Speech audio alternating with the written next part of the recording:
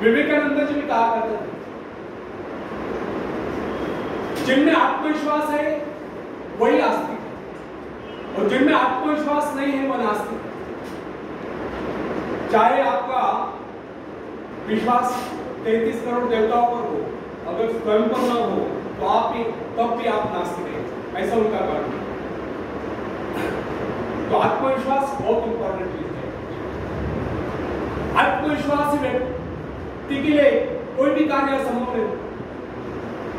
जो मनुष्य अपना आत्मविश्वास जागरूक कर लेता है उसकी शक्ति स्वयं में दुगुनी हो जाती है। जो व्यक्ति दृढ़ विश्वास के साथ किसी बात को करता है सभी श्रोताओं पर उसका वैसा ही प्रभाव पड़ता है।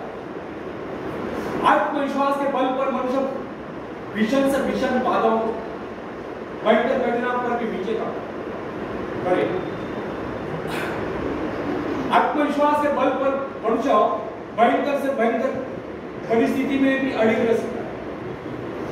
यदि मनुष्य में आत्मविश्वास न उसका ईश्वर पर विश्वास हो तो वह कितनी महत्वाकांक्षाएं क्यों न पाल ले, वो उनकी पूर्ति नहीं कर सकता। यदि मनुष्य में आत्मविश्वास नहीं है वो कितना ही परिश्रम क्यों न कर ले, उसका सारा परिश्रम व्यर्थ हो जाए। जो व्यक्ति अविश्वासी होता है समझे कि वह जीवन के नियम के विरुद्ध कार्य कर रहा है, अतः उसका असफल होना निश्चित है, उसको किसी प्रकार की उपलब्धि नहीं मिल सकती। हंसने मुस्कुराने जैसा मामूली कार्य भी जिसमें व्यक्ति को जैसे कुछ खर्च नहीं बिना आत्मविश्वास के संभव नहीं। आत्मविश्वास के अभाव में और भी मुस्कुराने से मना कर देते हैं। नेक्स्ट, यदि आप जीवन में सफलता चाहते हैं और हंसते हंसते जीवन को गुजारना चाहते हैं तो इसके लिए सर्वप्रथम हमें अपने भीतर आत्मविश्वास पैदा करना। उन दो मनुष्यों में धरती और आकाश का अंतर होता है, जो अनात्मविश्वासी है और जो आत्मविश्वासी है। जो व्यक्ति आत्मविश्वास रहित होता है उसका जीवन कभी ऊपर की ओर उठ नहीं सकता, जबकि जो व्यक्ति आत्मविश्वासी होता है उसका जीवन ऊपर को उठे बिना नहीं रह सकता। संसार में जितने भी महान कार्य जिस किसी ने किए हैं वे सब साहस के आधार पर ही हुए और किए गए। आत्मविश्वासी व्यक्ति के शब्दकोश में असंभव शब्द होता है। जो लोग अपने शब्दों का अनुमान नहीं लगाते, जिनके जीवन की आकांक्षाएं मात्र खाने पीने तक ही सीमित रहते हैं, जो ये नहीं जानते कि उन्हें इस धरती पर परमात्मा ने किसी कार्य विशेष के लिए भेजा है या उनकी इच्छा कोई कार्य विशेष करने की थी, वे लोग न तो आज तक संसार में कुछ कर पाए हैं ना ही भविष्य में कुछ कर पाएंगे। मेरे पास एक न्यूयॉर्क का पत्र है, वो लिखता है मैंने अब तक कुछ कर पाया है ना ही भविष्य में कुछ पाने की आशा रखता। मैं सदा से ही आभारी रहा। मुझ में कभी आत्मविश्वास, जो कुछ भी कार्य करने का मैंने प्रयत्न किया उसमें मैं लगभग असफल ही रहा। मुझ में कभी आत्मविश्वास था ही नहीं और मैं समझता हूँ भविष्य में मुझ में कभी आत्मविश्वास जागरूक नहीं होगा। उस नवयुवक के असफल होने के कारण स्पष्ट, उसके असफल होने का मुख्य कारण उसकी मानसिक स्थिति। जिस आदमी की मानसिक स्थिति ऐसी होती है उसको कभी सफलता मिल सकती। सफलता पहले मस्तिष्क में उपस्थित, उसके बाद उसको कार्य रूप में प्राप्त किया जाता। मन में यदि विश्वास हो कि हम विजय है, सफल है, तो सफलता है। मन में यदि विश्वास हो कि हम विजय है, सफल है, तो सफलता उन्हें अवश्य मिलेगी। वह व्यक्ति सफल है जो सोचता है कि इस संसार में कोई ऐसा कार्य नहीं जिसे वो अंजाम न दे सके, तो वह व्यक्ति सफल है। जब कोई व्यक्ति अपने मन में तो धारणा बना लेता है कि वो किसी का भला कर ही नहीं सकता, तो दुनिया की कोई ऐसी शक्ति नहीं जो उसे कार्य करने के लिए प्रेरित कर सके, उस कार्य में उसे सफलता दिला सके। फ्रेंड्स, जब हम जीवन में सफलता की बात करते हैं तो उससे पहले हमें अपने विजयदायी शक्ति पर पूर्ण विश्वास होना चाहिए। हमको अपने पर विश्वास होना चाहिए और जो कार्य करें पूरे दिल से करें, अनमने होकर नहीं, तभी हम उस पर विजय प्राप्त कर सकते हैं। जिस समय जेड एडम्स ने कॉलेज छोड़ा था उस समय उसके सम्मुख एक उद्देश्य था। उसके विषय में डॉक्टर ने कह दिया था कि उसका स्वास्थ्य इतना गिर गया है वो अधिक समय तक जीवित नहीं रह सकती। यहाँ तक कि उन्होंने उसके जीवन की अवधि अधिकाधिक 6 मास की निर्धारित कर दी। जैन ने कहा ठीक है 6 मास है, इन 6 मास में कम से कम कोई काम तो मैं कर ही लूं जो मैं मानवता के लिए करना चाहता हूं। उसने आत्मविश्वास से कार्य लिया। उसके अपने जीवन का उद्देश्य एक आश्रम की स्थापना है।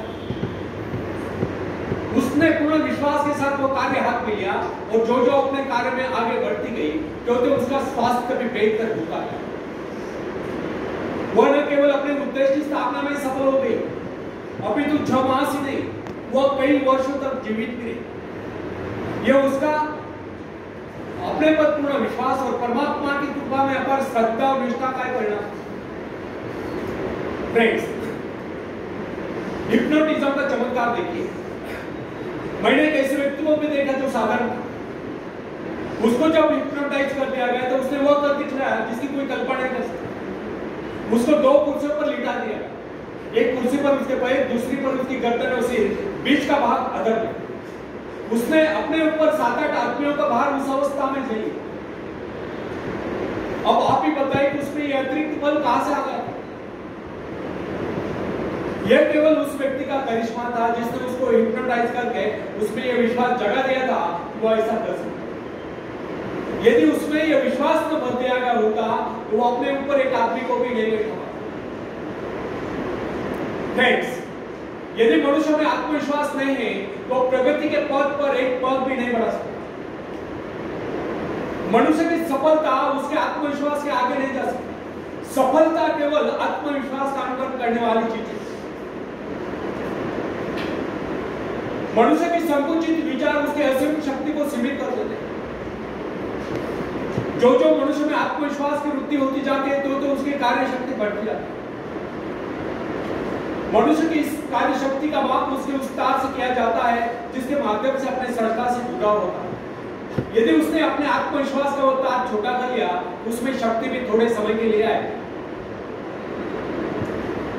अब्राहम लिंकन के विषय में कोई किसी प्रकार का अनुमान नहीं लगा सकता।